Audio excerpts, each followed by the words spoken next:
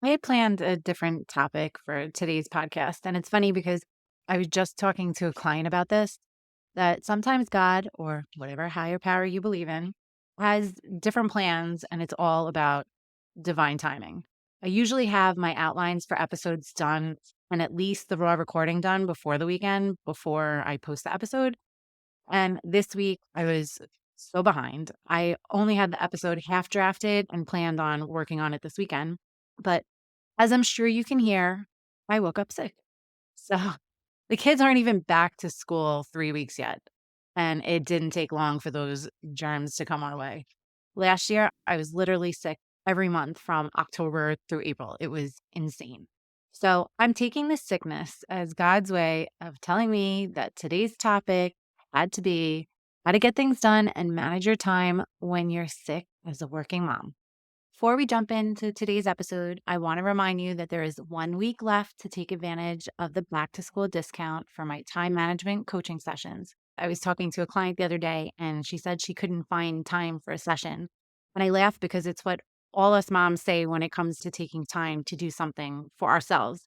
And that's exactly why you need a session. One session with me, and you walk away with tactical, easy to implement tweaks in how you do things to make you more efficient and create more time in your schedule. And do you know what I tell every client to do in at least one of those hours that we find?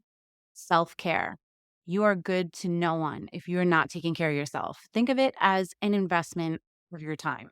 And sessions are virtual, so you can take them from your car while you're waiting for your kid outside of dance or soccer practice. And that's just one of the things we'll go over in our session. How to use these little pockets of time, like when you're driving or when you're sitting and waiting on one of your kids, to do something productive instead of wasting all that time scrolling on your phone. To book a session, head over to momwifecareerlife.com/coaching, or you can scroll down to the show notes and click book time management coaching session. It is that easy.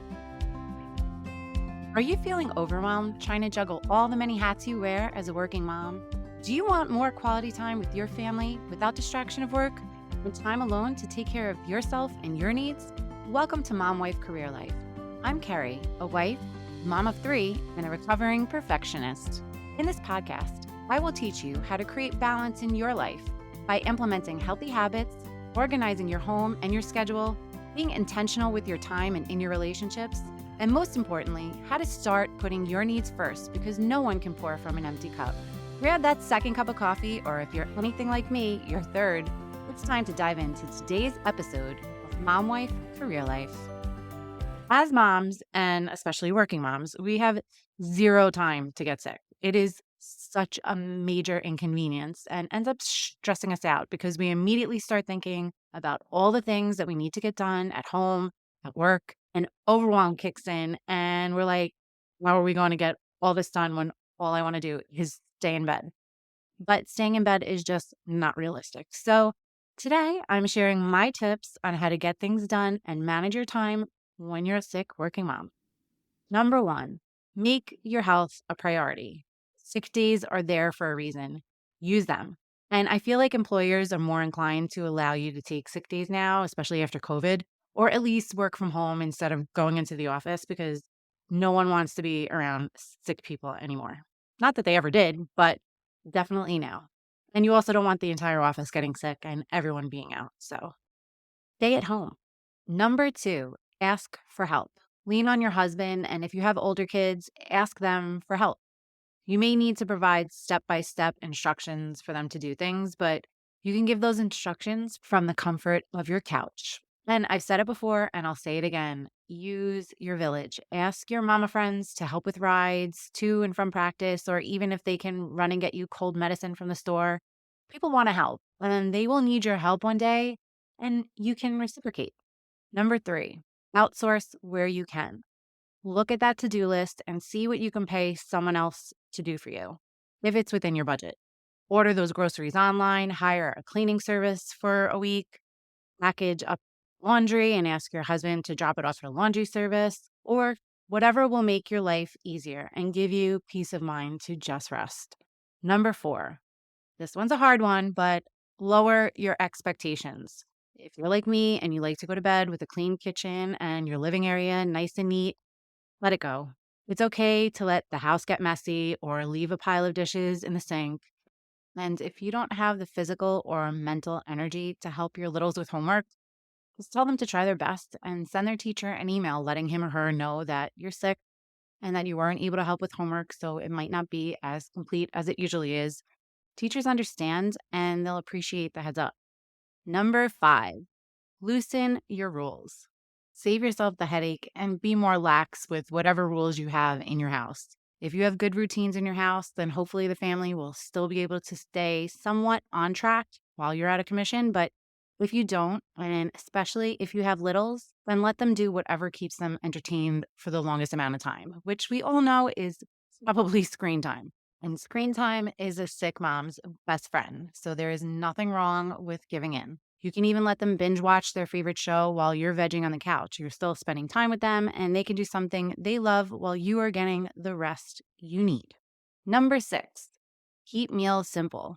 Make life easy on yourself and keep meals as simple as possible. Cereal or waffles for breakfast. If it's the weekday, let your kids buy lunch and give yourself a break at dinner. Either order in or keep it simple, like chicken nuggets and tater tots are my go to. I always have them in the freezer for crazy days when I don't have time to cook because all 3 of my kids will eat it and each of them are able to prep it and throw it in the oven. If your kids are little, you'll have to do that part, but it literally takes 2 minutes and then you can go back to lying down. And you can replace chicken nuggets and tater tots with whatever frozen meals your kids like pizza, bagel bites, whatever's in your freezer. Number 7, shuffle your schedule. Shift and shuffle whatever isn't time sensitive to a later date, both at work and at home. If you have plans with friends, personal appointments, or meetings, reschedule them. Work meetings, unless they are tied to a deadline, reschedule them if you can.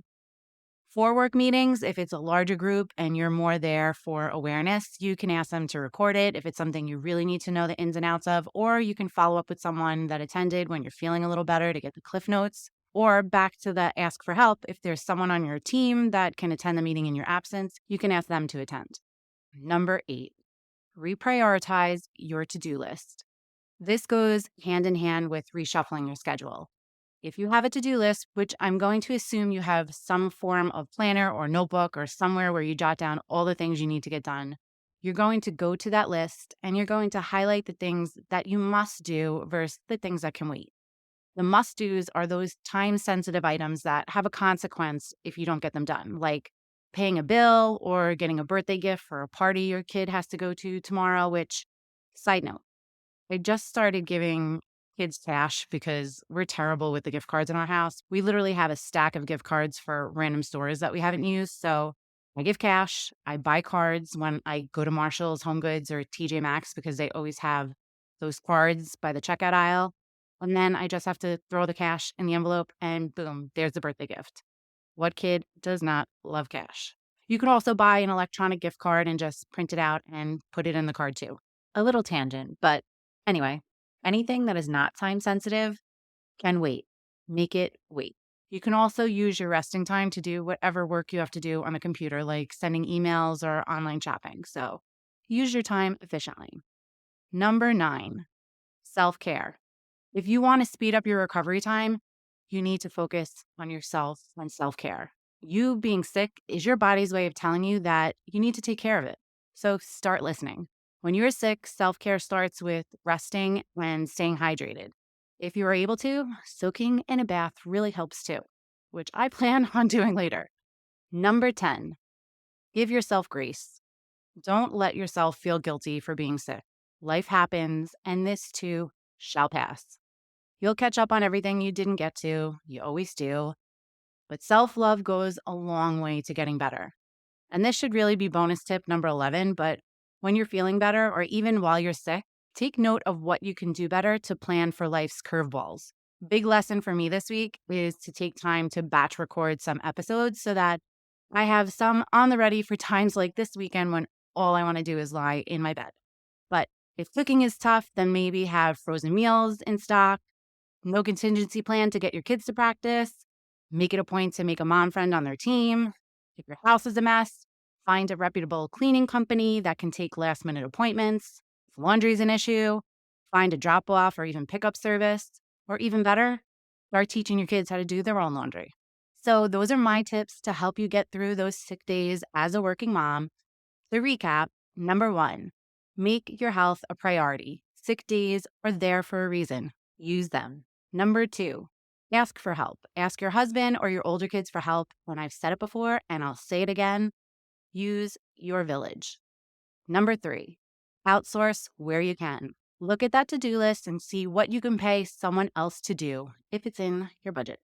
Number four, lower your expectations. It's okay to let the house get messy every once in a while. Number five, loosen your rules. Screen time is a sick mom's best friend. Number six, keep meals simple. Cereal for breakfast, buy lunch at school, chicken nuggets and tater tots for dinner, or just order in. Number seven, shuffle your schedule. Shift and shuffle whatever isn't time sensitive to a later date, both at work and at home. Number eight, reprioritize your to-do list. Figure out your must-dos versus your can-put-off-dos. If there are no consequences to you not getting it done, then push it off to another day. Number nine, self-care. Rest and hydration will help speed up your recovery time. Number 10, give yourself grace. This too shall pass. Don't feel guilty for resting. It's your body's way of telling you you need to slow down. And bonus tip number 11, use this time to reflect on what would make your life easier if you get sick or can't get to that to-do list, and start making some changes today. If you have any good tips you would like to share, I would love to hear them. Head on over to our free Facebook group, Mom Wife Career Life, and tell us all about it. Sending you so much love and light until next time on Mom Wife Career Life with Kerri Pat. Before you go, if you found this podcast helpful, I would be so grateful if you would take a minute, go on over to iTunes, and leave me a review. If you have other stressed out mamas in your life that you feel this podcast could help, take a screenshot of this episode, post it in your Instagram stories, and tag me, and let them know they are not alone and they can create balance in their life too. If there is a topic you would like me to cover, or you just want to connect, DM me on Instagram at mom.wife.career.life, or join our new Facebook community. Sending you love and light until next time on the Mom Wife Career Life podcast with Kerri Pat.